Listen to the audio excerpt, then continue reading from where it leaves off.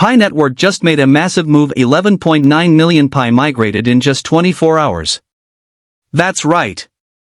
This is one of the biggest migration days since they resumed migrations, and it signals that things are moving fast.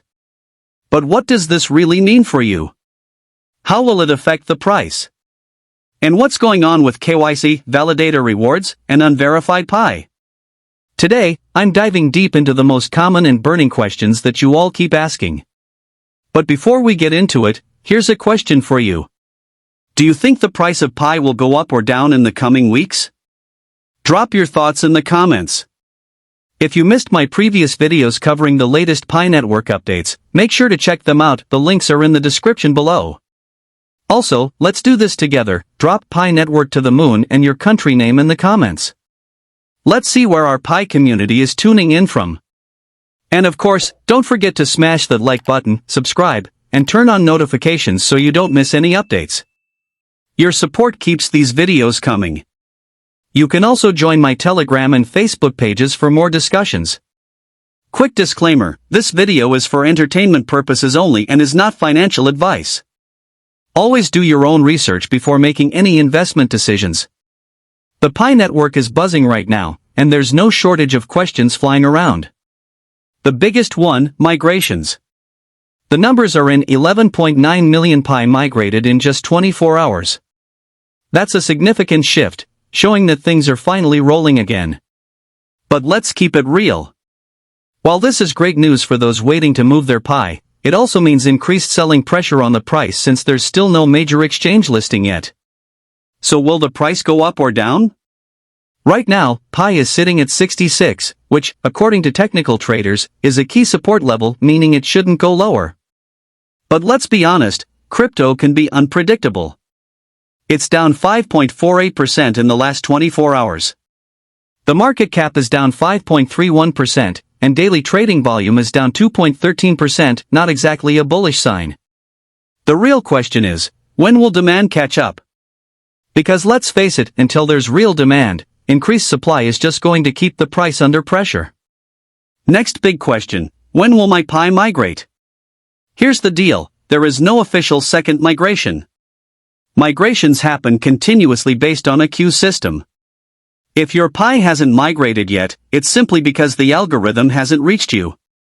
Yes, it's frustrating to wait, but let's be real, migrations barely happened before, so in a way, your real waiting period just started. If you're fully KYC verified, you're in the queue. If not, well, that brings us to another problem. KYC, the never-ending struggle. A lot of pioneers are getting stuck in tentative KYC, even people who were already verified before. You've been a member for years, maybe even helped as a validator, and now suddenly you're tentative? It makes no sense, right? Here's why it's happening. Every time the Pi core team updates their KYC algorithm, they rerun it on everyone's data. If the system detects any irregularities, it can flag your account as tentative even if you were previously verified.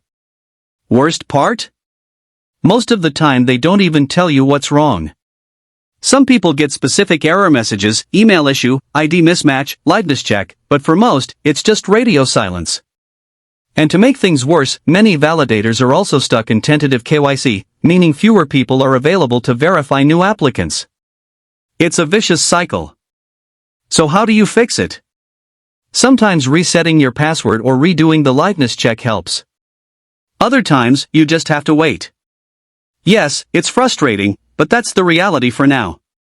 If you've been validating, you're probably wondering, when will I see my rewards? Here's the truth, not anytime soon. Validator rewards are tied directly to KYC. If the people you verified haven't completed KYC, you won't get paid. Even when they do, let's talk expectations.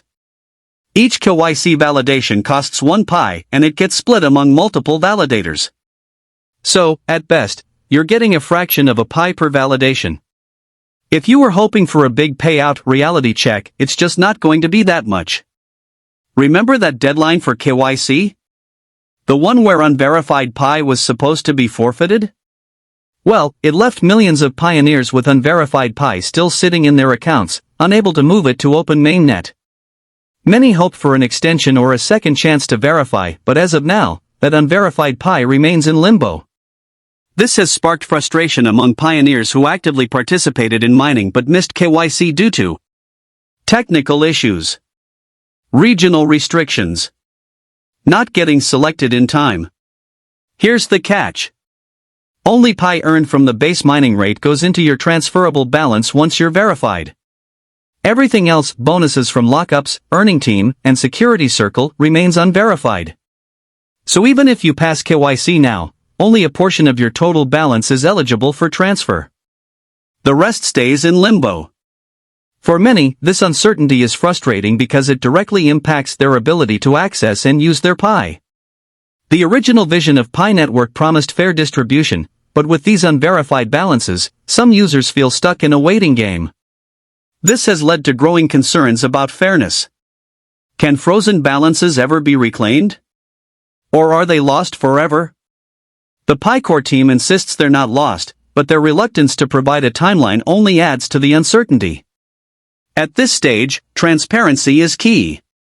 The project's credibility depends on it. So for now, pioneers must remain patient and hope a solution is coming to unlock the full value of their earnings. The big question remains. Will the Pi core team provide another opportunity to recover unverified Pi, or is it lost forever? And again, it's all tied to KYC. If anyone who contributed to your unverified Pi hasn't passed KYC or migrated, that Pi isn't going anywhere. But now that migrations are happening again, some of that unverified Pi might start moving soon. If you see your unverified Pi unlocking, let us know in the comments. It's a sign that things are finally shifting. And finally, the golden question. Should I sell? Should I buy? Where's the price headed? Here's my honest take. I don't do price predictions. I'm not here to tell you when Pi will hit $3 or $10. But in the short term, pressure is likely on the downside unless something big happens. And what would that big thing be? Exchange listings. If Pi gets listed on major platforms like Binance, Coinbase, or Kraken, the price will likely surge as traders rush in. If Pi Network builds real use cases, partnerships, and businesses accepting Pi, demand will rise, and the price will reflect that. If not, well, let's just say we don't want to think about that. So for now, patience is key. Stop stressing over when, why, and how much. No one, not even the core team, has all the answers. What we do know is, progress is being made. That's a wrap. Today we covered a ton in massive migrations, price pressure, KYC struggles, validator rewards, and the future of Pi. What do you think? Will Pi break out? Or are we in for more waiting? Drop your thoughts in the comments below.